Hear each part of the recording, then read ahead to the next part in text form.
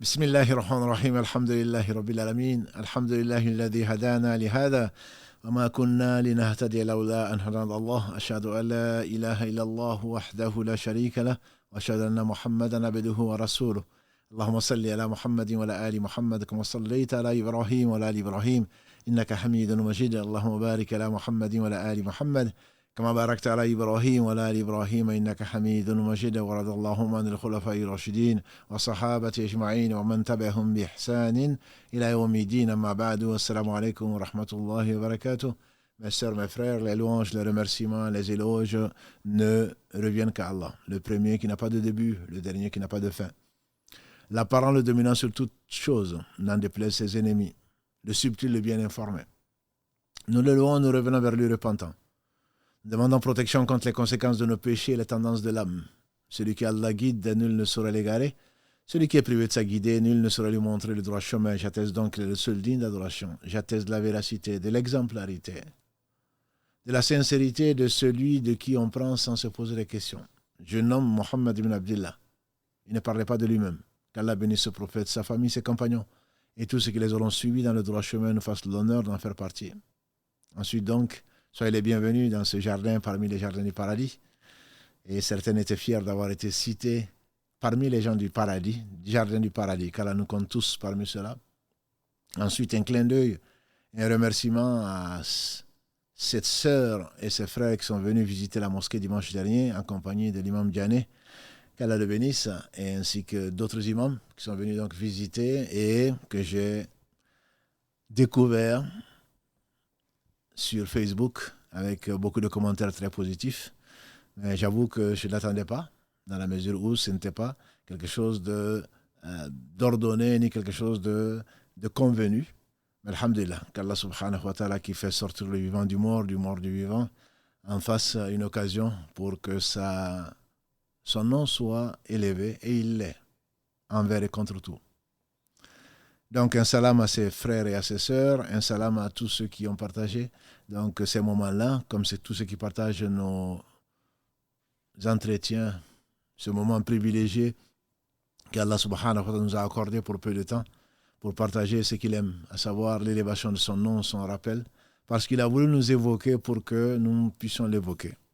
Qu'Allah bénisse donc notre assemblée, et bénisse notre temps, et nous rassemble tous au paradis.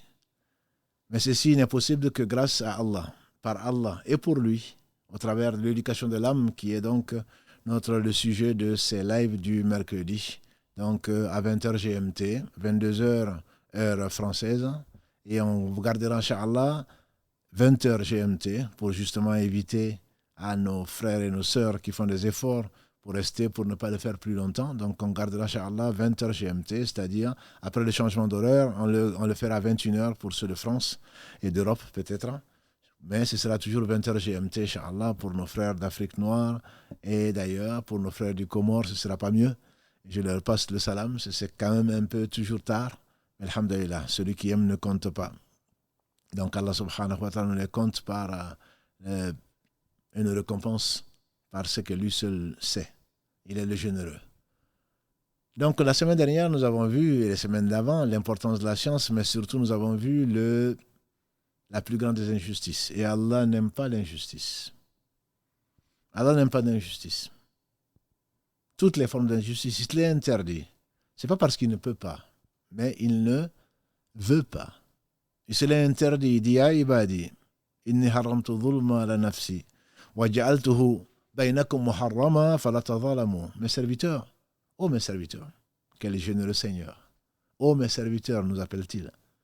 Ô mes serviteurs, pour nous honorer, pour attirer notre attention sur une chose importante. Ya ibadi, ô un tel, ô mes serviteurs.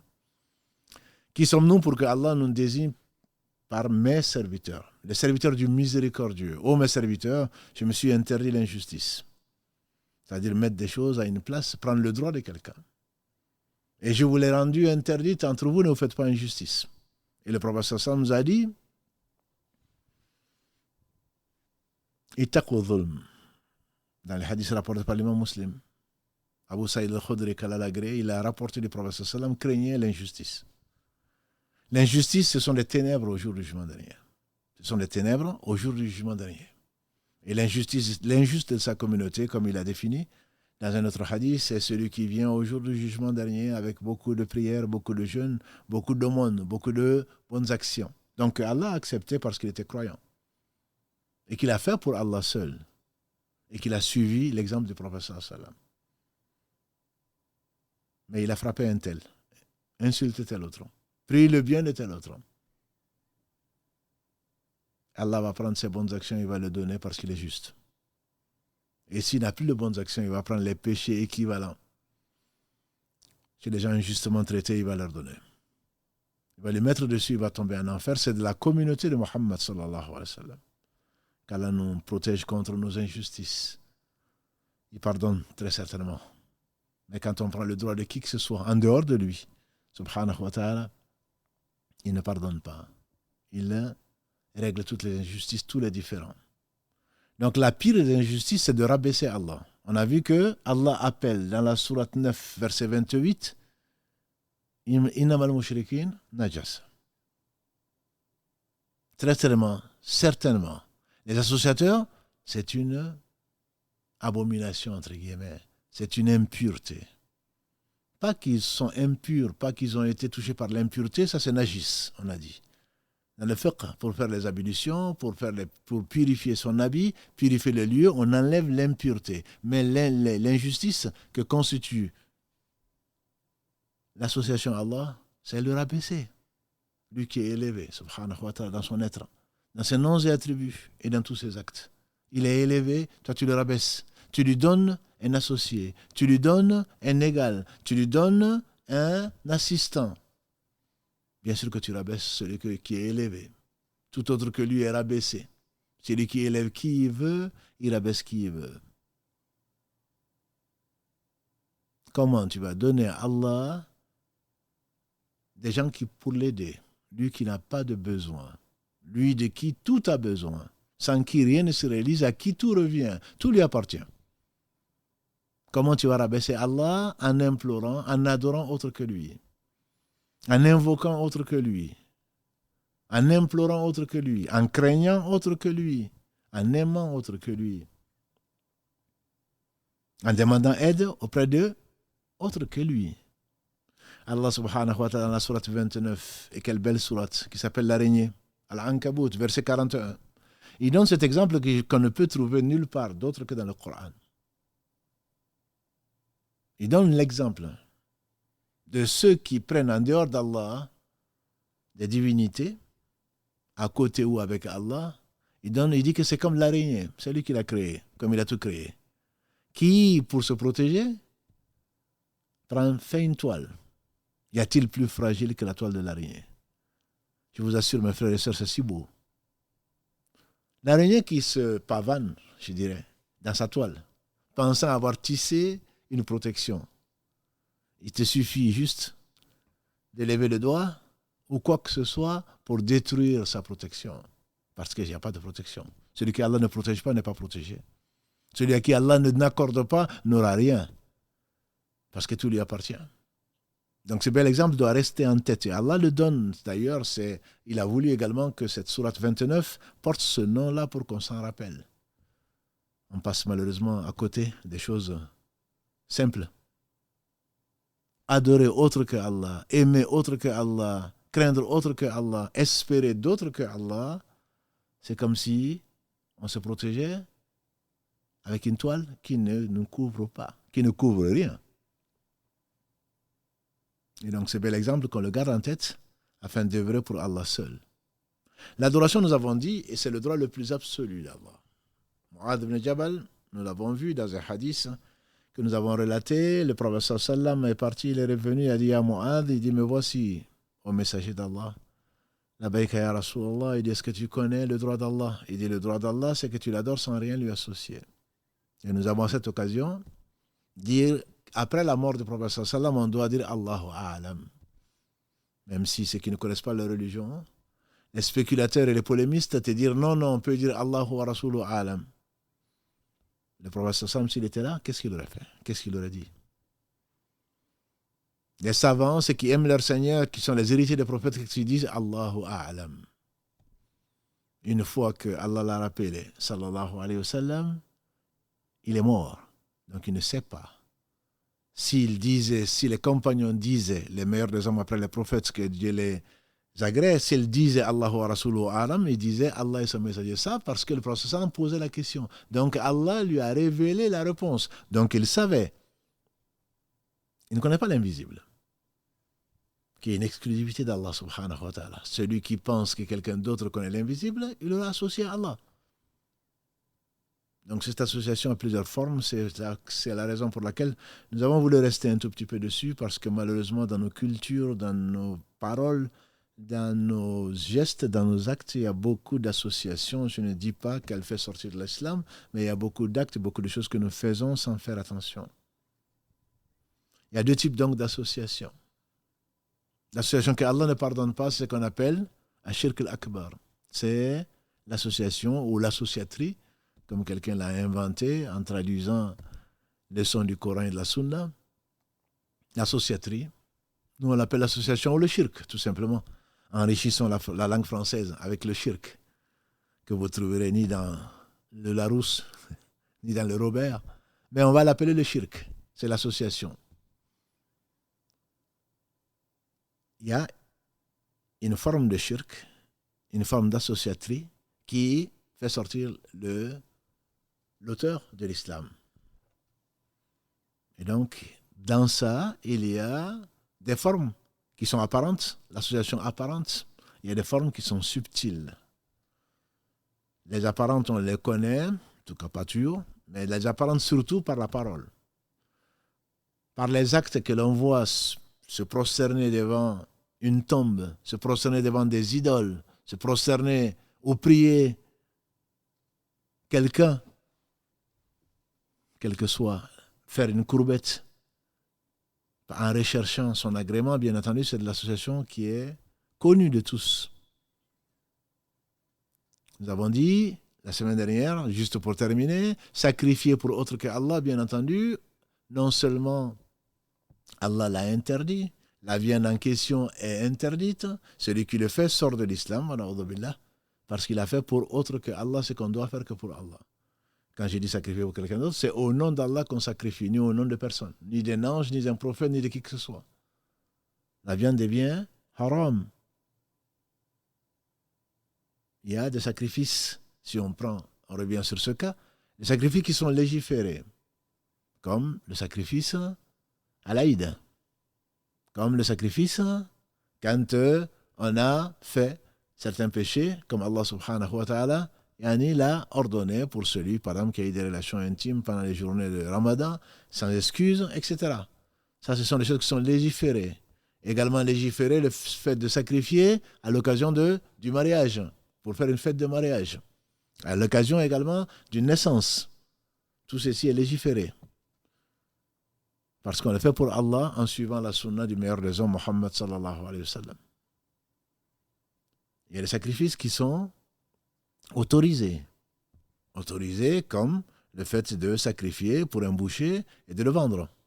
C'est également autorisé le fait de sacrifier parce qu'on a un ami, on a un parent, on a un hôte qui vient et le prophète sallam dit, alayhi salatu wassalam, celui qui croit en Allah au jour du jugement dernier, qu'il honore son hôte. Et les gens les anciens étaient très généreux et Allah est encore plus généreux. Donc de voir un hôte, on est tellement content que le seul poulet qu'on a, alhamdulillah, on le trouve encore au village. Des gens qui sont riches de cœur. Même s'ils n'ont pas grand-chose. Ils n'ont qu'une chèvre ou ils n'ont qu'un mouton. Ils ne se préoccupent pas de demain. Demain appartient à Allah, comme tout lui appartient. Nous, il nous faut programmer sur des années, voire des siècles, bien que les frigos et les congélateurs soient pleins. Ça, ce sont des choses qui sont autorisées, voire qui sont recommandées. Et les sacrifices qui sont bien sûr interdits. Des sacrifices qui sont interdits, qui deviennent de l'association majeure, qui font sortir de l'islam, on a billah. Sacrifier parce qu'on a été voir un charlatan qui nous dit il faut sacrifier ceci pour que ceci n'arrive pas. Et ça, on le fait malheureusement souvent. Sacrifier une vache noire pour se protéger contre les djinns. Sacrifier pour les djinns parce que les djinns aiment ça. Sacrifier pour avoir telle et telle chose. Et beaucoup de nos compatriotes et beaucoup de co-religionnaires plutôt le font. Parce qu'on sacrifie pour autre que Allah. Et malheureusement, sacrifier parce qu'on s'est marié, il faut faire couler du sang. D'où on le tire ça. Et il faut que les mariés enjambent ce sang-là pour qu'ils soient heureux. Ils sont déjà malheureux pour très longtemps. Sacrifier parce qu'on veut faire couler du sang pour entrer dans une maison pour se protéger. Protéger contre quoi? Protéger contre les djinns certainement, pour ce qu'on ne voit pas, pour ce qu'on craint. Tout cela, ce sont des choses qui sont absolument interdites. Pas parce que, on le dit ici, parce que les savants sont unanimes dessus. Il n'y a que les ignorants et ceux qui vivent, les charlatans qui vivent de cela, qui vont l'autoriser. Je ne connais pas de divergence entre les savants sur la question. Sacrifier sur une tombe, sacrifier pour quelqu'un qui est mort, et en allant lui demander de surcroît d'avoir un enfant ou je ne sais quoi d'autre. On dit toujours de sacrifier. Il faut faire couler du sang. Pour Allah? Non. Bien sûr, on te dit non, c'est pour Allah, c'est pour qu'Allah te donne. Quelle est la preuve? D'où cela vient-il? Tout ceci, bien entendu, c'est quelque chose d'extrêmement grave et malheureusement, on le fait. Combien d'entre nous ont sacrifié pour ceci, pour cela, pour son examen, pour avoir ceci, pour se protéger contre ceci et cela? C'est de l'association qu'Allah nous en préserve. Qu'Allah nous fasse sortir des ténèbres vers la lumière comme il l'a voulu au travers de l'envoi de Muhammad sallallahu alayhi wa sallam. Au travers de la conservation de sa parole incréée qui est le Coran. Au travers de l'élévation des gens de science qui le connaissent et qui l'aiment et qui le craignent. Je veux parler des savants, qu'Allah les bénisse tous. Ça, ce sont des actes donc qui sont apparents, que l'on voit malheureusement faire dans beaucoup de pays à majorité musulmane, dans beaucoup de gens qui vont à la mosquée, par beaucoup de gens qui vont à la mosquée, ce sont des choses qui sont complètement interdites. Il y a des choses que l'on dit qui sont des associations mineures, on dira, mineure, ça ne veut pas dire que ce n'est pas grave. L'association mineure est un grand péché. Mais elle ne fait pas sortir de l'islam. Voilà la différence. Ce qui fait sortir de l'islam, ça veut dire que celui qui fait cette pratique-là n'est plus musulman. Et celui qui le fait, il reste musulman, mais il a fait un grand péché. Pour lequel, bien sûr, il faut revenir repentant. Demander pardon à Allah, regretter la chose, décider de ne plus jamais la faire. Parce que nul n'est censé ignorer la loi. Les prophètes sont tous venus pour nous enseigner qu'Allah seul mérite l'adoration et tout le contraire devient de l'association. Parmi les choses qui sont, je disais, que l'on entend souvent, par la parole donc, qui est apparente, c'est jurer par autre qu'Allah. On entend. Je jure par ceci. Et même chez des érudits, pas érudits, en tout cas chez des instruits plutôt, quand on entend je jure par tel saint. Et mes frères Peul savent, quand je dis, quand on entend Barka Sheikh Amadou, par la baraka de Sheikh Amadou, qu'Allah fasse miséricorde. Jurer par autre que Allah, le prophète sallam a dit, il a mécru ou il a associé à Allah. Les savants disent que c'est une mécréance qui est en deçà de la mécréance qui fait sortir l'islam. C'est une association qui est en deçà de l'association qui fait sortir l'islam. Pourquoi? Parce que jurer, on prend à témoin, je jure, ça veut dire je prends à témoin l'être supérieur, l'être suprême. Je vous prends à témoin. Certaines mères prennent à témoin leur enfant, la tête de leur enfant, la vie de leur enfant. Je te jure sur la vie de ma mère, disent certains jeunes égarés qui ne savent pas de quoi ils parlent. Je te jure sur la vie de mon fils. Si ce n'est pas vrai, alors que mon fils meurt. Et donc, Allah n'accepte pas cela parce qu'Allah, il est le seul. Le prophète sallam a dit que celui qui jure par autre que Allah subhanahu wa ta'ala, il a soit mécru, soit fait de l'association. Donc, on doit jurer que par Allah, comme il n'y a rien de plus élevé, il n'y a rien de parfait si ce n'est Allah, Allah jure par ce qu'il veut. C'est pour ça que dans le Coran, il jure par lui-même, mais il jure également par ses créatures. Wallahi, billahi, tallahi, Allah le dit dans le Coran. Et il jure par Ash-Shamsi, wa Duhaha, wa Al-Qamari, Idha Talaha, wa Nahari. Et Allah jure par ce qu'il veut. Parce que c'est lui, subhanahu wa ta'ala, qui est le plus élevé et qui mérite qu'on le prenne pour témoin. Il y a d'autres choses que l'on dit qui nous paraissent, surtout dans la culture dans laquelle je suis né, qui paraissent anodines, mais qui sont très graves. Mes sœurs, qui sont très graves, mes frères.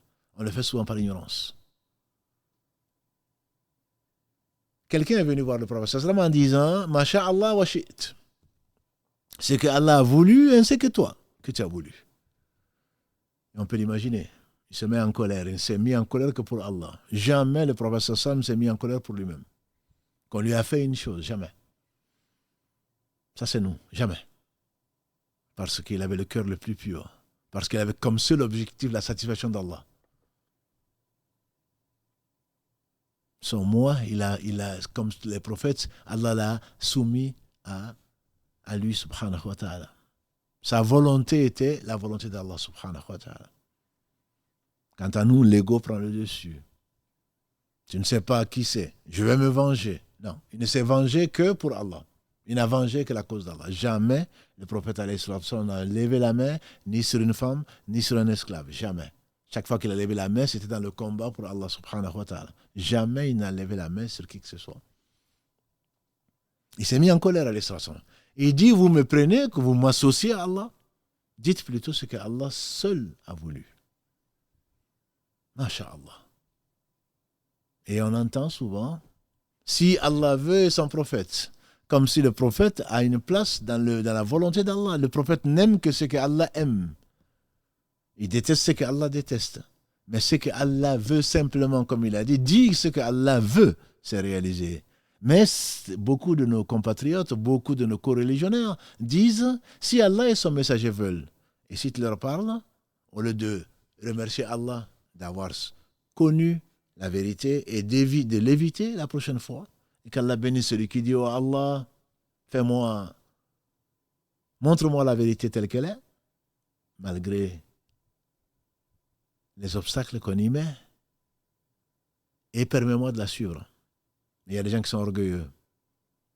Le prophète sallam a dit, l'orgueil, c'est le fait de refuser la vérité. Ah non, moi, mes grands arrière-parents, tu veux dire qu'ils ne connaissent pas? Non, je remercie plutôt Allah subhanahu wa ta'ala en fait dire Omar ibn Khattab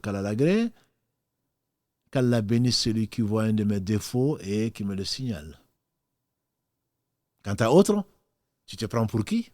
Moi, c'est moi qui t'ai mis au monde, ou j'ai su ça avant que tu ne naisses, j'ai commencé la prière avant.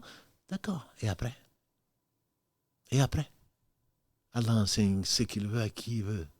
Est-ce que c'est toi qui vas diviser les bienfaits d'Allah? Ma soeur, mon frère, remercie Allah d'avoir mis sur ta route quelqu'un pour te corriger, pour t'amener vers le paradis et t'éloigner de l'enfer. C'est ce qu'a demandé Mu'adh ibn Jabal. Ya Rasulallah, donne-moi un conseil qui va m'amener au paradis et qui va m'éloigner de l'enfer. Il dit, tu as dit une chose qui est difficile, mais Allah va le faciliter à qui il veut. C'est comme ça qu'il faut voir la vie. C'est une épreuve. Tu rencontres quelqu'un qui te montre un chemin plutôt que de le qualifier de ceci et de cela, d'extrémiste et je ne sais quoi d'autre, de sectaire et je ne sais quoi d'autre. Écoute. Allah dit dans la sourate 39, فَبَشِّرِ عِبَادِ الَّذِينَ يَسْتَمِعُونَ الْقَوْلَ فَيَتَّبِعُونَ أَحْسَنَهُ. Annoncez à Mohammed la bonne nouvelle à mes serviteurs qui, de ce qu'ils entendent, ils choisissent le meilleur. Que l'on ne soit pas là sectaire en acceptant que, comme Karim me le disait, qu'Allah le bénisse, il est encore là fidèle au poste. Quand on a fait un post sur le Maoulid, etc., il y en a qui disent, même si c'est vrai, on n'accepte pas. Même si c'est vrai, on continue à le faire. Fais-le. Personne ne te l'a interdit, on t'a simplement dit que ça n'a pas d'origine dans la sunna, c'est tout. Après, fais-le. Tu assumes. Et Allah t'a mis sur ta route des gens pour te montrer que ce n'est pas le cas. Mais si tu veux, fais-le. Fais-le. Tu n'auras que les yeux, des larmes, peut-être à essuyer, avant qu'il ne soit trop tard. Quand on aime quelqu'un, on lui enseigne ce qui veut le sauver. C'est pour cela que les enfants ne comprennent pas sur le moment, mais combien de gens ont remercié leurs parents bien plus tard. Heureusement qu'ils nous ont réveillés pour aller à l'école coranique, heureusement qu'ils nous ont enseigné la prière, heureusement qu'ils nous ont enseigné, qu'ils nous ont éduqués. Parce qu'on voit combien de gens non éduqués aujourd'hui, mal éduqués aujourd'hui. Mais bien sûr que les méthodes n'étaient pas les meilleures, mais ils ont voulu faire du bien. C'est pour ça que quand on aime, et on doit aimer, ce qu'Allah aime, on donne ce qu'Allah nous a confié pour peu de temps aux gens qu'on aime. C'est la raison pour laquelle nous sommes ici. Partager ce qu'Allah a révélé à son prophète, qu'Allah le bénisse, ou dans son livre, c'est la meilleure des fonctions. C'est le meilleur des endroits. Le prophète sallallahu n'a-t-il pas dit que quand Allah aime quelqu'un, il fait comprendre sa religion. Celui qui prend un chemin qui conduit à la science, Allah lui aplanit un chemin vers le paradis. Donc l'orgueil, c'est le fait de refuser. Parce que mes parents, combien de fois Allah reproche aux gens dans le Coran, et si vos parents ne savaient pas? Ça, c'était les polythéistes qui disaient nos parents faisaient ceci et cela. Il ne s'agit pas du tout de dénigrer les parents, pas du tout. Au contraire, l'islam a toujours mis l'accent sur le respect des parents, mais à condition que ça n'aille pas à l'encontre de ce que Allah a légiféré. Et même وَإِنْ جَاهَدَاكَ عَلَىٰ أَنْ تُشْرِكَ بِي مَا لَيْسَ لَكَ بِهِ عِلْمٌ فَلَا تُطِعْهُمَا وَصَاحِبْهُمَا فِي الدُّنْيَا مَعْرُوفًا. Allah dit dans la sourate 31, le Coran. Et si tes deux parents t'obligent, te contraignent à m'associer ceux dont tu n'as pas de science, ne leur obéis pas. Mais que dit Allah? Mais accompagne-leur de la meilleure façon. Même en refusant ce qu'ils font, accompagne-leur de la meilleure façon. Parce que les parents, Allah leur a donné une place qu'il n'a donnée à personne. Après, son prophète parmi les humains, il n'a donné ça à personne. Et donc, le fait de parler de choses que nous vivons, que nous entendons, ce sont des choses, donc, c'est plutôt pour faire le bien, c'est pour partager le bien, c'est pour enseigner le peu que l'on sait, et sur des bases solides. Pas parce que je pense, je crois que... Non, moi je pense qu'il n'y a pas de mal. Ta révélation, elle vient de Satan. La révélation d'Allah, elle est venue sur le prophète que Dieu le bénisse, il n'y en a plus. Je pense que c'est l'œuvre de Satan, ce qui a amené Satan en enfer. Moi, je suis meilleur que lui. Pourquoi? Parce que je pense. Parce que j'ai été créé de feu. Lui, tu l'as créé de terre. Et donc, le fait de jurer par Allah et par son prophète n'est pas permis. Le fait de dire si Allah et son prophète le veut, comme si le prophète avait une part, alayhi salatu wassalam, il serait certainement le premier à t'éduquer de l'éducation qu'Allah lui a donnée, à refuser ceci comme il a dit à cela. Quelqu'un qui te dit, et ça nous arrive souvent, c'est grâce à toi, grâce à Allah et à toi. Tu lui dis, non, dis plutôt, c'est grâce à Allah. Il va dire, oui, non, mais je sais, mais si tu n'étais pas là. Non, Allah n'a besoin de rien, c'est grâce à Allah. La cause première, la seule véritable cause de tout bien, c'est Allah. Allah m'a mis sur ta route. Allah a enlevé ça de ta route. Allah a fait venir ceci. Un noyé, et tu sais nager, tu te lances dans l'eau pour essayer de le sauver. Bien sûr, il va te redevable, il va te reconnaissant, il va te remercier, ce qui est normal. Mais avant tout, tu diras, c'est grâce à Allah. Parce que si Allah n'avait pas voulu, je me serais noyé. Si Allah n'avait pas voulu, je ne passerais même pas par là. Si Allah n'avait pas voulu, je ne t'aurais même pas vu. Et donc, tout est grâce à Allah. C'est pour cela qu'on remercie. On dit Alhamdulillah, thumma. Les Arabes font cette distinction, ce n'est pas et, wa. La coordination est. Ce n'est pas et. C'est grâce à Allah et toi, non. C'est grâce à Allah puis toi. Allah t'a utilisé pour le bien et remercie-le. Ne disons pas, c'est grâce à Allah et toi. Et si tu n'avais pas été ici, je ne serais pas là. Non, ne dis pas ça. Si Allah n'avait pas voulu que tu sois là, peut-être que je ne serais pas là. Mais peut-être qu'il aurait mis quelqu'un d'autre.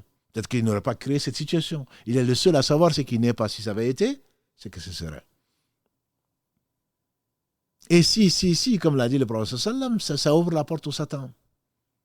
Ça ouvre la porte au Satan. Un jour meilleur qu'aujourd'hui, des gens sont venus dire, allons-y demander l'aide, allons-y demander au prophète sallam contre cet hypocrite. Il a dit, on ne demande l'aide, on ne demande on implore le secours que d'Allah. Ça, c'est le Muhammad sallallahu alayhi wa sallam. Donc, dans chaque attitude, si Allah nous veut du bien, on doit se demander si le prophète sallallahu alayhi wa sallam était là, qu'est-ce qu'il aurait dit?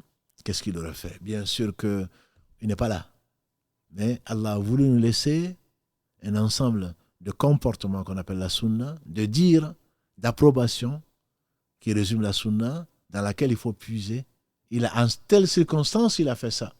Donc, une circonstance pareille, on doit, nous, s'il était là, on ne sait pas ce qu'il aurait fait. Mais voilà ce qu'il a dit en pareille circonstance. Donc, il y a des paroles comme ça, qui sont graves, mais bien entendu qui ne font pas sortir de l'islam, qu'on se comprenne. Ça, c'est le shirk asghar qui est plus bas, qui est plus petit que le shirk qui fait sortir de l'islam. Mais néanmoins, c'est important. Le shirk, donc, peut se présenter sous ces deux formes-là. On a dit le shirk akbar et le shirk asghar. Le grand shirk et le shirk moins grand. Mineur, si on peut l'appeler ainsi. Il peut être apparent comme caché. Je reviendrai au caché après. Comme dans la croyance. Ce n'est pas parce que le shirk est apparent qui fait sortir l'islam, ce n'est pas parce qu'il est caché qu'il est mineur. Non. Il y a les shirk dans les deux catégories. Il y a des choses qui sont apparentes et qui sont soit majeures, soit mineures. Prenons le cas qui est très souvent également dans notre communauté, le fait de chercher de l'aide. On va demander de l'aide. Tu me diras, c'est normal. Mais ne sais-tu pas que l'aide, l'isti'ana, l'aide est exclusive à Allah. Il en a fait le verset 4 de la sourate al-Fatiha que tu répètes 17 fois par jour. Il y a une forme d'aide qu'on ne peut demander qu'à Allah. Iyyaka na'budu wa iyyaka nasta'in. Les savants disent, c'est pour cela qu'il nous a créés. Je n'ai créé les hommes et les djinns qu'afin qu'ils m'adorent. Sourate 51, verset 56. 6. Wa ma khalaqtul jinna wal insa illa liya'budun. Et Allah en a fait, Iyyaka na'budu, c'est toi seul que nous adorons. Et on rajoute quoi? Dans l'adoration, il y a le fait de demander l'aide d'Allah. Wa iyyaka nasta'in, les savants disent, pour même pouvoir t'adorer, c'est ton aide que l'on demande. Parce que la hawla wa la quwwata illa billah aurait dit clair. La hawla wa la quwwata illa billah, il n'y a de force et de puissance que par Allah. Tu ne peux adorer Allah que grâce à Allah. Et par conséquent, Ibn Qayyim fait de ce verset central le résumé de la Fatiha qui elle-même est le résumé du Coran, qui lui-même est le résumé de tous les livres que Allah subhanahu wa ta'ala a envoyés et il l'estime à 114. Donc la demande d'aide, quand j'ai besoin d'une chose, quand je veux être aidé pour réaliser une chose, c'est à Allah que je demande. C'est à Allah que je demande. Le prophète sallam a appris plus jeune que nous, en général en tout cas, Ibn Abbas, qui a l'agré, le fameux hadith, sur lequel nous avons passé un peu de temps. Quand tu demandes, il a dit, quand il était en groupe derrière le prophète sallam, il dit, jeune homme, je vais t'enseigner un certain nombre de choses. Observe les commandements d'Allah, il te protégera. Observe les commandements d'Allah et tu le trouveras devant toi. Quand tu as besoin, bien sûr, on a toujours besoin d'Allah. Et quand tu demandes, وَإِذَا سَأَلْتَ فَاسْأَلِ اللَّهِ وَإِذَا تَعَنْتَ فَاسْتَعِنْ بِاللَّهِ. Et si tu demande à Allah, et si tu demandes de l'aide particulière, donc il y a une demande particulière, demande-la à Allah. Et sache que, ce qu'il lui a dit, si la communauté entière se réunit pour te faire un bien, elle ne le fera que si Allah te l'avait décrété. Et si la communauté entière se réunissait pour te faire du mal, ce mal ne t'atteindra que si Allah avait décrété la plume élevée, l'encre séchée.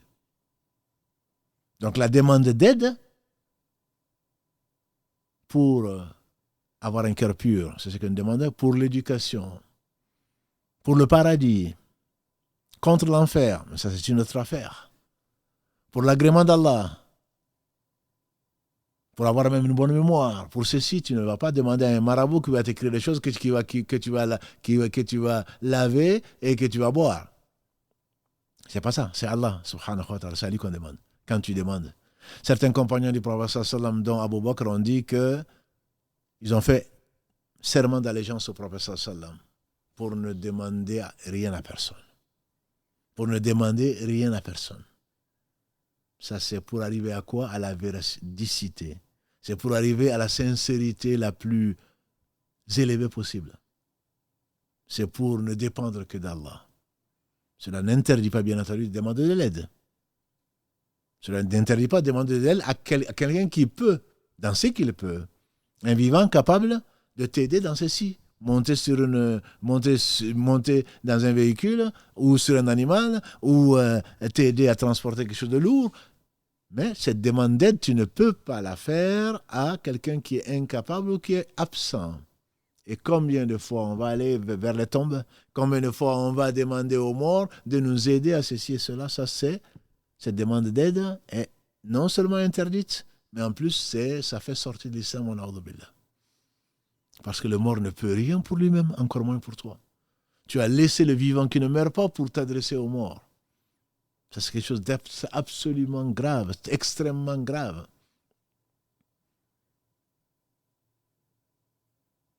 La demande de protection. C'est Allah qui protège. Quand Allah veut une chose, elle se réalise. Personne d'autre ne peut te protéger contre quoi que ce soit. Ce n'est pas le vaccin, ce n'est pas le médicament. Le médicament est un moyen. Allah n'a pas créé une maladie sans avoir créé le remède, a dit le prophète sallam, que l'on connaisse ou qu'on ne connaisse pas. Donc on va l'utiliser, mais ce n'est qu'un moyen. Le guérisseur, le seul, c'est Allah subhanahu wa ta'ala. Quand on va chercher des bons raqis, tu ne connais pas un bon raqi qui va me guérir? Non. La demande de protection, on l'a fait à Allah. Et Allah nous a révélé la sourate qu'il a aimée le plus, Qul a'udhu bi rabbil falaq. On a fait une vidéo dessus pendant le Ramadan, Qul a'udhu bi rabbin nas. Le prophète nous a enseigné. A'udhu bi ridaka min saqatik. Oh Allah, je demande protection auprès de ta satisfaction contre ta colère. A'udhu bi wajhika al-karim. Je cherche protection auprès de ta face noble, etc., etc. On demande, quand on cherche protection, on la demande à Allah subhanahu wa ta'ala. On ne cherche pas protection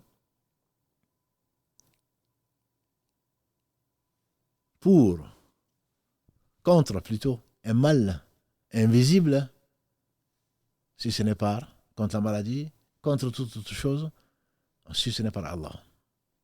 Le feu est fait pour brûler, mais si Allah veut, il ne brûle pas. La femme, on en a parlé, qui avait un cancer, qui a été faire la Umrah, qui est revenue, on n'a pas trouvé de traces. Cela ne veut pas dire qu'il ne faut pas faire de scanner, ni d'IRM, ni de PET scan, ni tout ce que vous voulez. Ça ne veut pas dire ça. Ça veut simplement dire que la protection contre quoi que ce soit, c'est Allah. Aller la chercher auprès de quelqu'un qui en est incapable. Tu vas boire, quelqu'un qui va te donner des choses à porter, comme beaucoup d'entre nous, malheureusement. On porte des gris-gris, on ne sait même pas ce qu'il y a dedans.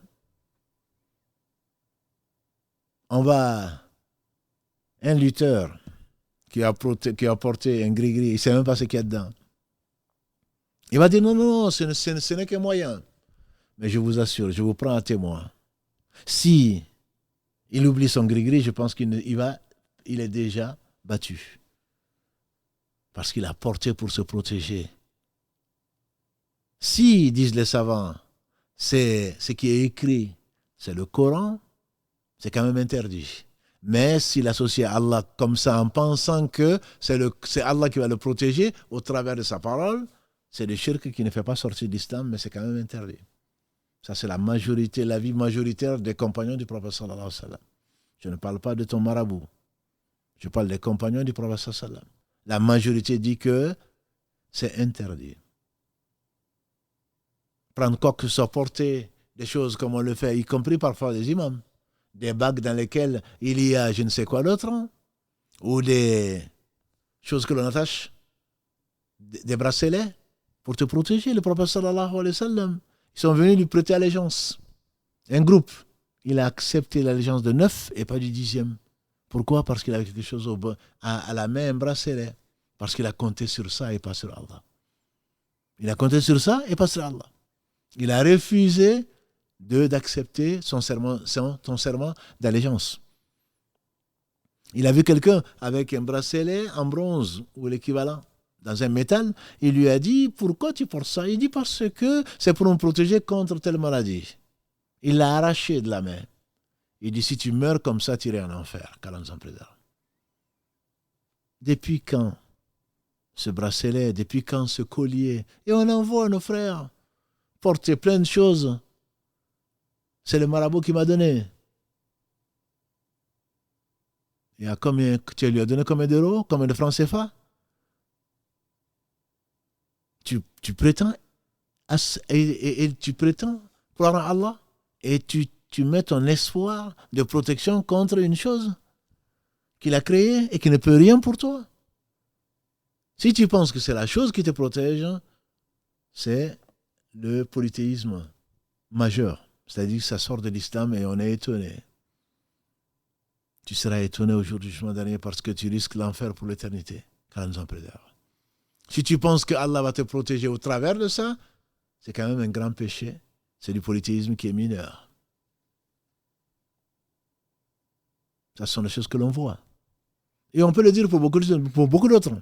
Rentrons comme donnons, ce n'est pas les exemples qui manquent. Donnons maintenant, parlons du polythéisme subtil. L'amour, la peur. Personne ne le voit, Allah sait. Ibn Qayyim, quand il fasse miséricorde, il dit qu'il y a 4 types d'amour. L'amour d'Allah, qui est le seul véritable amour. L'amour pour Allah. On aime le prophète sallam, on aime les gens de bien, on aime les œuvres de bien pour Allah, qui relèvent donc de l'amour d'Allah. C'est parce que tu aimes Allah que tu aimes ces choses-là. L'amour naturel, et Allah le permet. Il a créé en nous de l'amour, les uns pour les autres, mais qui ne saurait être de l'adoration, qui est la 4e catégorie, dont Allah parle, subhanahu wa ta'ala, dans la sourate al-Baqarah, 2, verset 165. وَمِنَ النَّاسِ مَن يَتَّخِذَ مِن دُونِ اللَّهِ أَندَادًا يُحِبُّونَهُمْ كَحُبِّ اللَّهِ. Il y a des gens qui prennent en dehors d'Allah des choses qu'ils aiment comme Allah. وَالَّذِينَ آمَنُوا, les croyants, sont plus forts en amour d'Allah. Ça devient de l'association.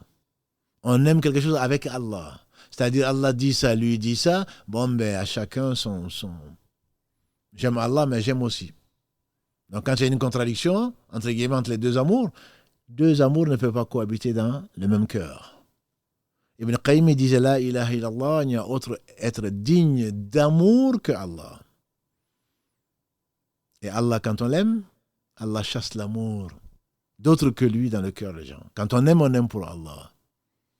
Et Ibn Qayyim disait encore que ne vois-tu pas qu'Ibrahim alayhi salatu wassalam qui est wattakhadha Allahu Ibrahim khalila, et Allah a pris Ibrahim comme son intime.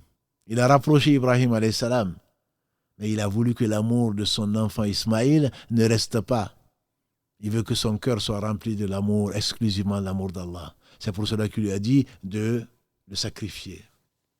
Si l'amour d'Allah l'emporte, il va le sacrifier. Si l'amour de cet enfant l'emporte, il va désobéir à Allah. Hasha lillah. Allah lui a permis, il a donné cet amour-là. Il a appelé son fils, comme vous le savez, et il a voulu le sacrifier. Verset 101 de la sourate 37. Et Allah l'a arrêté. Oui, effectivement, tu as fait preuve d'amour. L'amour exclusif d'Allah, subhanahu wa ta'ala. Ça veut dire que l'amour que l'on a pour qui que ce soit, notamment pour nos parents, pour nos compagnes ou pour nos compagnons, est un amour qui est celui qu'il est pour nos enfants. Mais l'amour ne doit jamais être comparable ou avec l'amour d'Allah. Ceci est complètement interdit. La peur. Il y a 4 types de peur. La peur naturelle. Commençons par celle-là. Quand tu entends un grand bruit, forcément, tu réagis, tu as peur. Et ne sois pas triste ou ne sois pas déçu parce que mieux que toi a eu peur.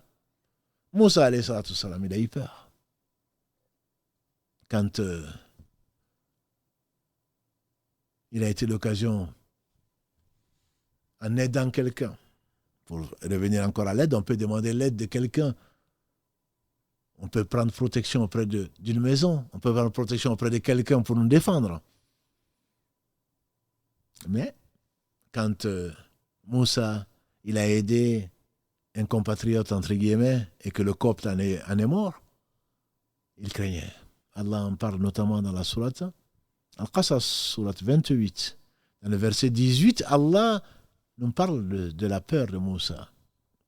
Dans le verset 21 encore, il tournait dans la ville peur, avec la peur. Dans le verset 33 et 34, quand Allah l'a envoyé à Pharaon, il a dit j'ai peur, qu'on me tue parce que j'ai tué quelqu'un. Ça c'est la peur naturelle. Bien entendu qu'elle est permise. Mais elle devient interdite quand cette peur t'empêche d'obéir à Allah subhanahu wa ta'ala. Elle devient interdite. À moins que ce soit de la contrainte. À moins que ce soit de la contrainte. Ça c'est un autre cas. Mais sinon, si la peur de perdre ton travail, la peur de ceci et cela, je ne parle pas de ta vie, mais la peur de ne pas arriver à ce que tu veux t'empêche de dire la vérité, de prier, de jeûner, de manifester ce qui est permis de manifester, ce qui est exigé de toi de manifester, pour toi, pas pour Dieu, parce qu'il sait tout. Quand cette peur t'empêche de faire ce que tu dois faire, alors ça devient de la peur qui est interdite. Il y a la peur qui est une peur qui est non seulement interdite, mais qui devient de l'association. C'est la peur occulte, la peur des morts. On a peur que le mort, en faisant ceci, va faire ceci, va faire cela, il va revenir en rêve, ou il va te faire du mal, ou la peur des djinns qui va t'amener à faire ce qu'Allah a interdit. Ceci, ça devient de l'association du shirk akbar qu'Allah nous en préserve. Ça, c'est la différence entre la peur et la crainte. La crainte est basée sur la connaissance. On ne doit craindre qu'Allah. Innama yakhshallaha min ibadihi al-ulama. Ça, c'est la khashia.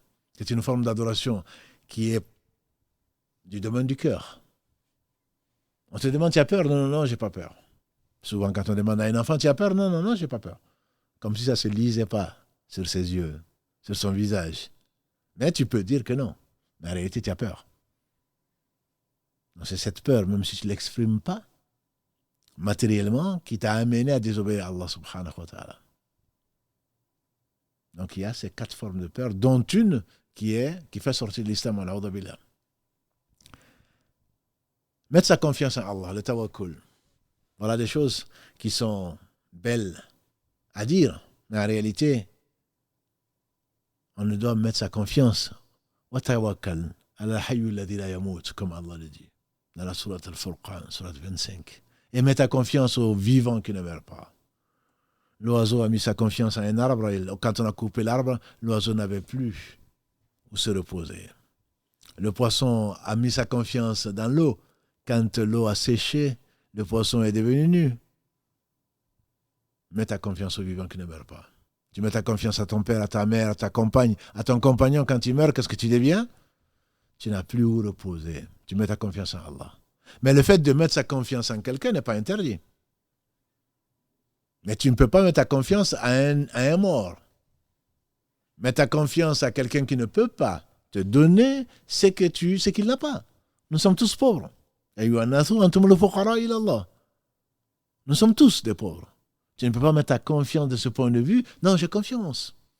Oui, tu as confiance pour ce que tu peux faire et que tu délègues. Oui. Ça, ce n'est pas le tawakkul. C'est que tu mets ta confiance en quelqu'un, tu lui confies une amana, tu lui confies une chose, et la personne, tu sais qu'elle va s'exécuter au travers de ce qu'Allah subhanahu wa ta'ala lui a ordonné parce qu'elle craint Allah.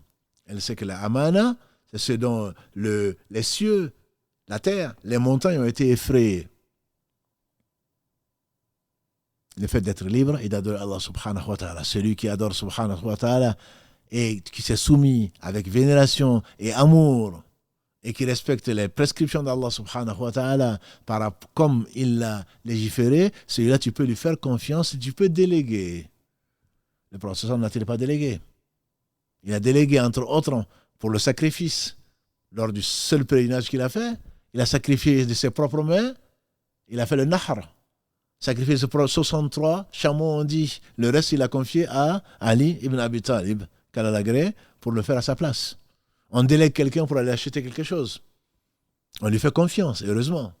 Tu fais confiance à ton compagnon, je l'espère, à ta compagne, aux gens. Le musulman, a priori, fait confiance, sauf jusqu'à preuve du contraire. Il ne s'agit pas de ça. Encore une fois, il ne faut pas mélanger.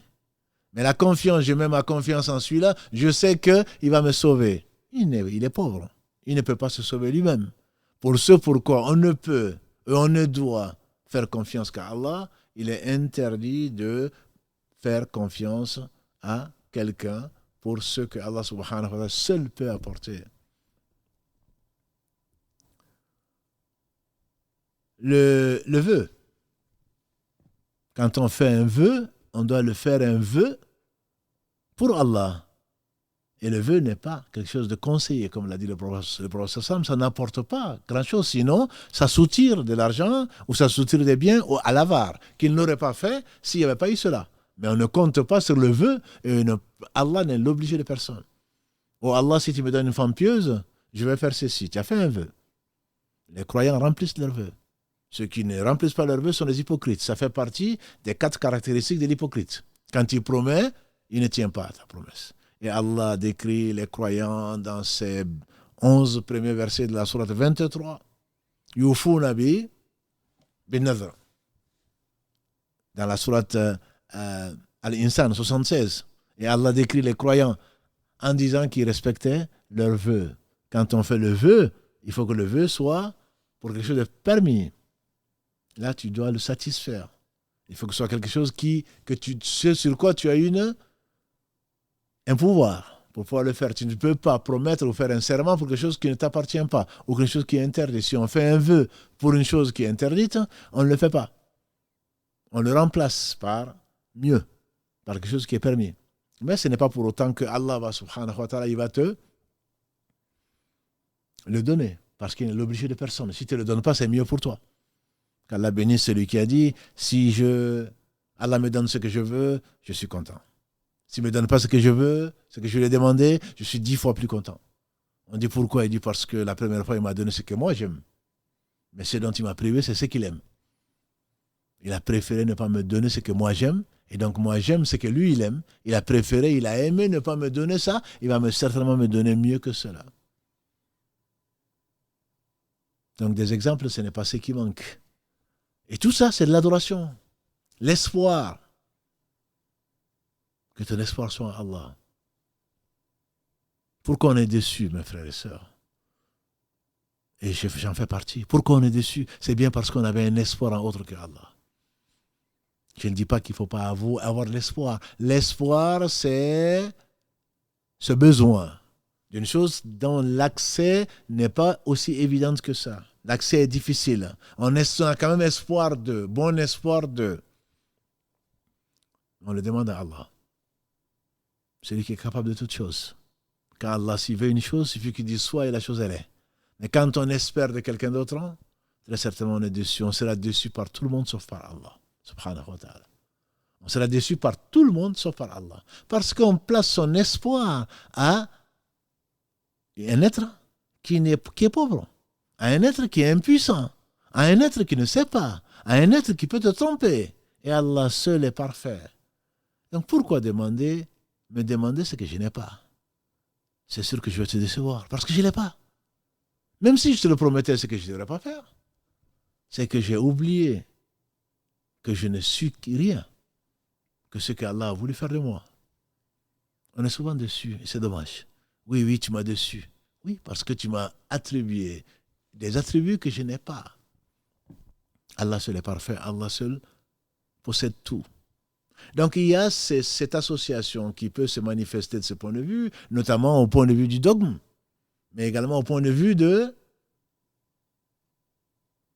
choses autres que le dogme, entre guillemets, dans la prière, dans le jeûne, dans autre chose qu'on verra, Inch'Allah, parce qu'il est déjà 23 heures. Donc il y a l'association au niveau du dogme, l'association au niveau des actes, l'association au niveau de la parole, l'association au niveau du cœur.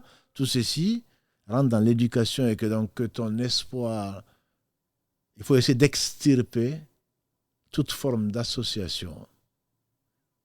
Allah, il est unique. Le tawhid, on en vient souvent, c'est le parallèle de l'adoration.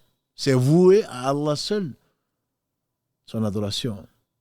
Les savants sont d'accord pour diviser le tawhid en 3 parties. Tawhid al-Rububiyya, Tawhid al-Uluhiyya, Tawhid al-Asma wa al-Sifat. Bien qu'il soit un, il y a un aspect que les polythéistes ne contestent pas, c'est que c'est Allah le seul créateur. C'est lui qui pourvoit tous les besoins. Mais ça, c'était avant. Aujourd'hui, pour ceux qui prétendent ne pas y croire, bien entendu, tu ne vas pas partager cela, cette vérité avec eux. Mais même les polythéistes y croyaient. Et c'est Allah seul qui gère tout. Allah dit dans la sourate 39 encore et d'autres sourates, Voilà in sa'altahum man khalaqa samawati wal ard la yaquluna Allah. Si tu leur demandes à Mohammed qui a créé les cieux et la terre, il dirait c'est Allah. Aujourd'hui, on va avoir des gens qui vont dire c'est le hasard. Même quand mon frère, ma soeur, on dit parfois non mais c'est par hasard que ça, tu dois revenir. Ce n'est pas de l'association qui fait sortir l'islam. Mais c'est une erreur fondamentale. Si tu penses effectivement qu'il y a une place pour le hasard, que le hasard gère, ça veut dire que Allah ne gérerait pas tout. Le fait de penser, d'être convaincu en tout cas, que le hasard existe, ça veut dire, on parle de jeu de hasard parce que toi tu ne le maîtrises pas, mais rien n'est au hasard. Rien n'est au hasard. Donc méfie-toi quand tu dis c'est par hasard que je t'ai rencontré. Dis plutôt, je ne m'y attendais pas. Allah a voulu qu'on se rencontre. Mais c'était écrit 50 000 ans avant qu'il n'ait créé les cieux et la terre que j'allais te rencontrer parce qu'il a, sa sagesse l'a dicté. Sa volonté l'a réalisé, subhanahu wa ta'ala. Et c'est lui qui a créé cette rencontre. Et il a toujours su. Le hasard, ça veut dire qu'il y a des choses qui se baladent et puis finalement ça s'entrechoque, ça se réunit, ça se rencontre. Voilà, Allah n'aurait peut-être pas su. Donc c'est quelque chose qui est très grave. Si on pense vraiment que Allah il y a des choses qu'Allah n'a pas créées, on sort de l'islam, on a billah. Wallahu khaliqu kulli shay. C'est Allah qui a tout créé. Wa huwa bi kulli shay'in wakil. Wallahu khalaqakum wa ma ta'malun. C'est Allah qui vous a créé ainsi que ce que vous faites. Donc pensez qu'il y a une place. Ça c'est Tawhid Rububiyya. C'est Allah qui est le seul créateur. C'est lui qui pourvoit tous les besoins, c'est lui qui gère tout.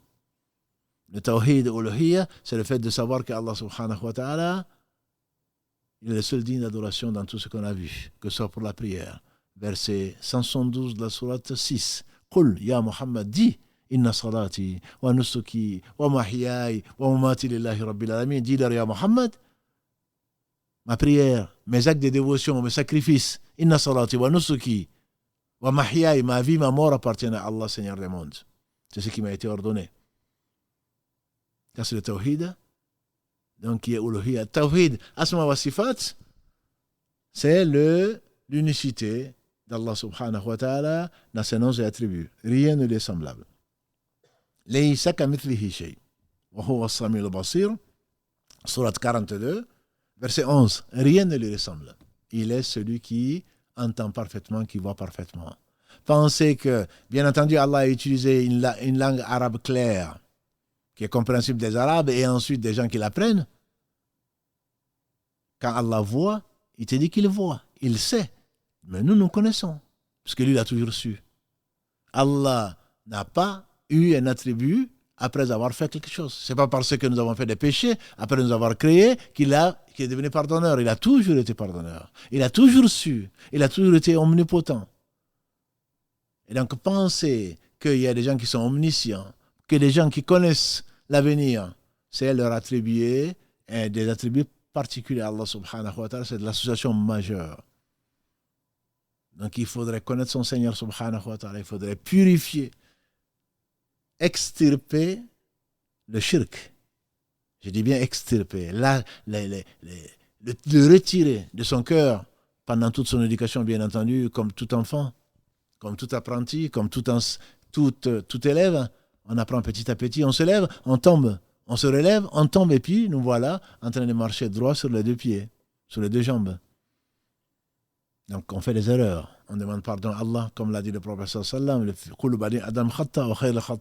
wa sallam. L'erreur est humaine, on dit. Tout fils d'Adam est soumis à l'erreur, et les meilleurs d'entre eux, c'est ceux qui reviennent vers Allah repentant.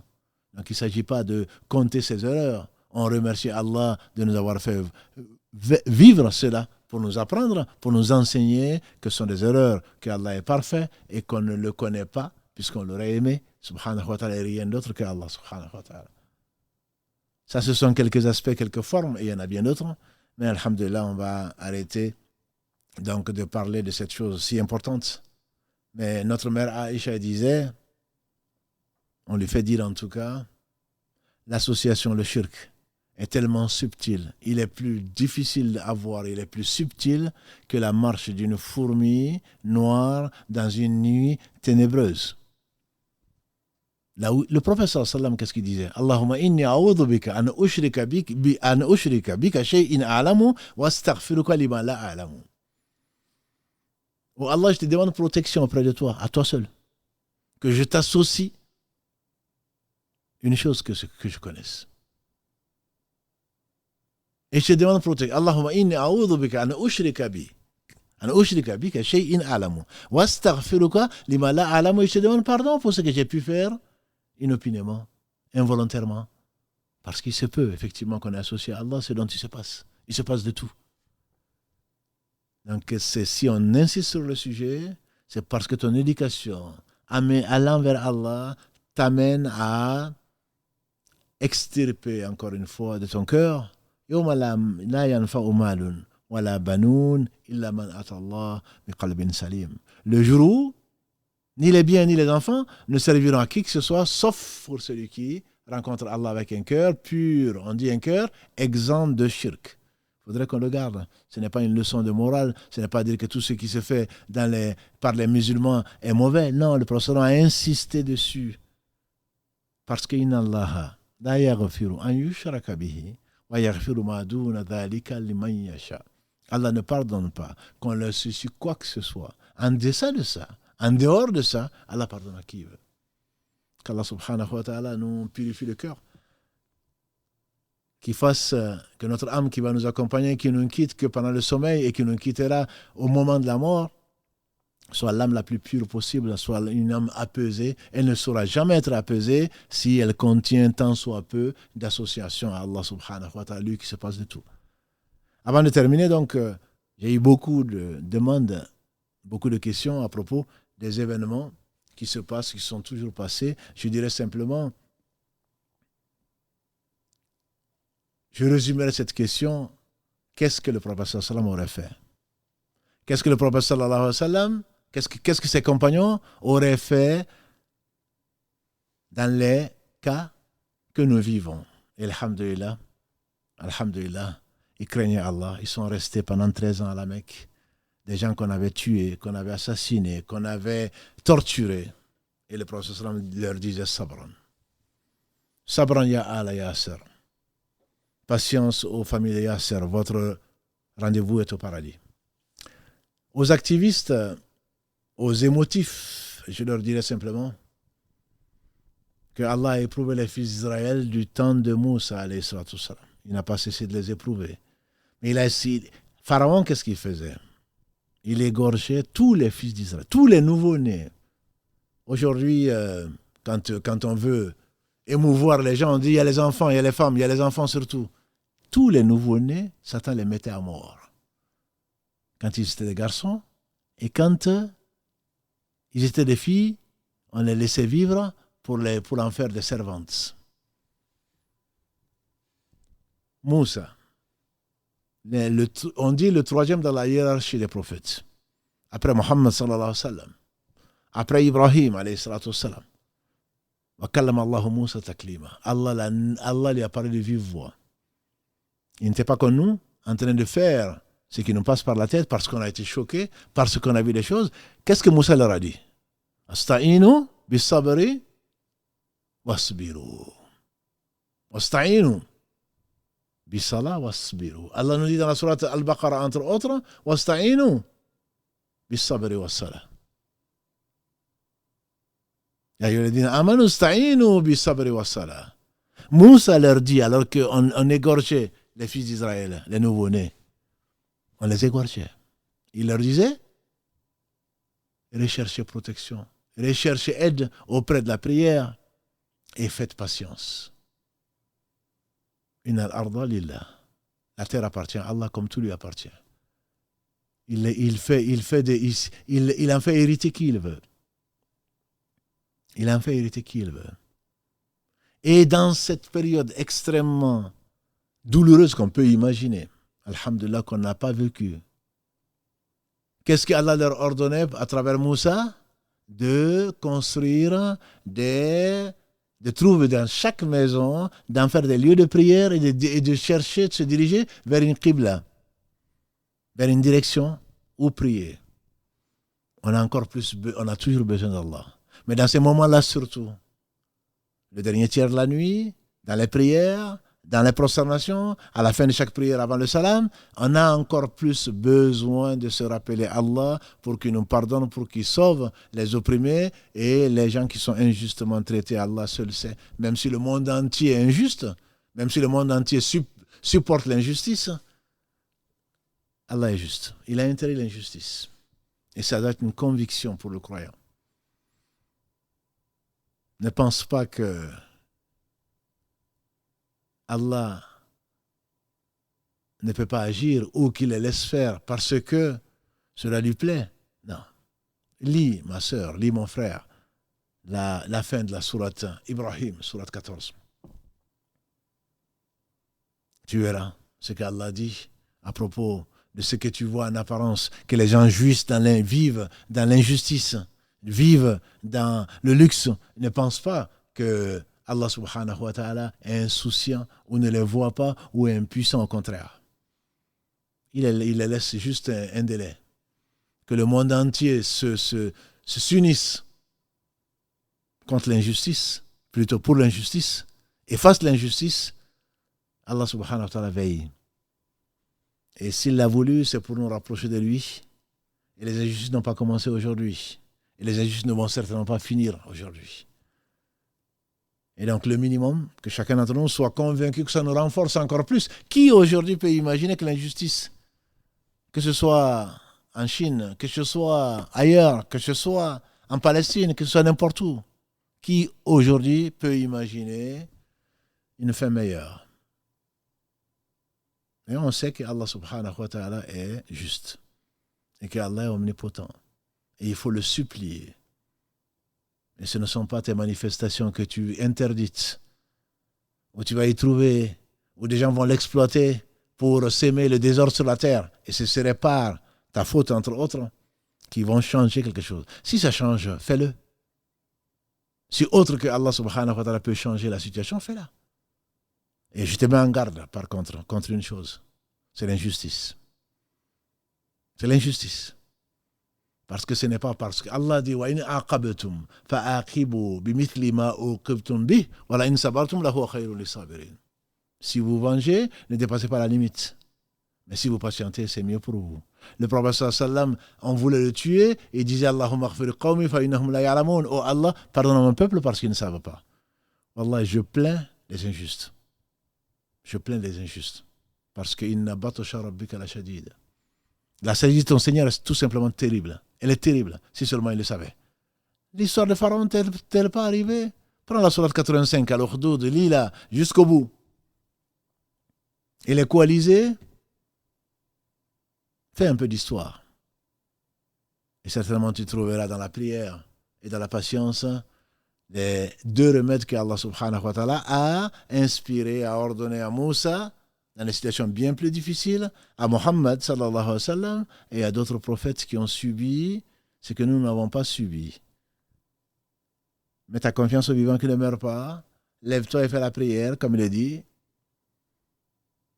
et mets ta confiance à Allah subhanahu wa ta'ala, le vivant qui ne meurt pas. Il a interdit l'injustice et c'est certain que cette injustice va être réglée par Allah subhanahu wa ta'ala. Mais toi, méfie-toi d'être injuste. Au travers de ta colère que Satan te met, qui peut être légitime, entre guillemets, la colère est légitime. Quand on voit une injustice, celui qui voit un faible homme, qu'il le change de sa main, s'il ne peut de sa langue, s'il ne peut au moins de sa langue, de son cœur. Mais cela ne doit pas t'amener à être un outil de Satan pour prendre le droit ou insulter ou agresser qui que ce soit.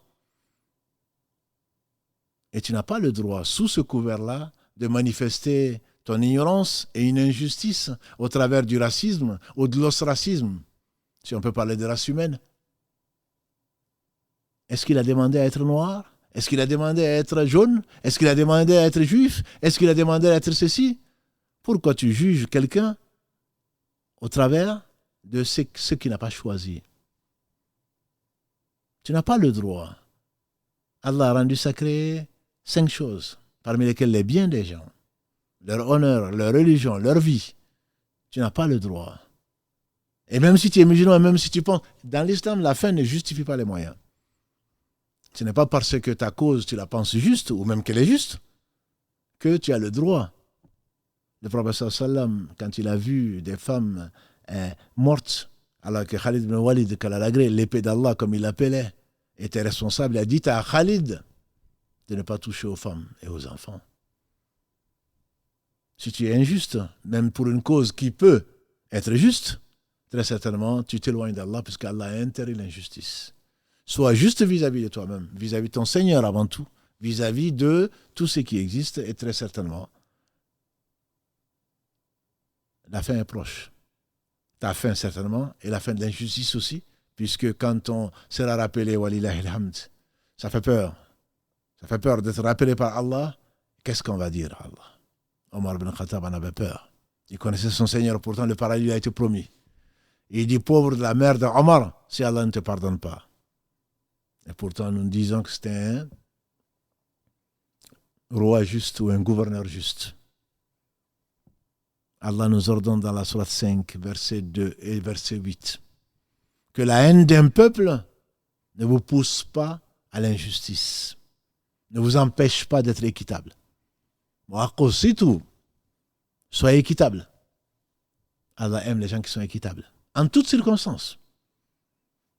En toutes circonstances. Allah exige. Inna Allah ya'muru bil adl wal ihsan.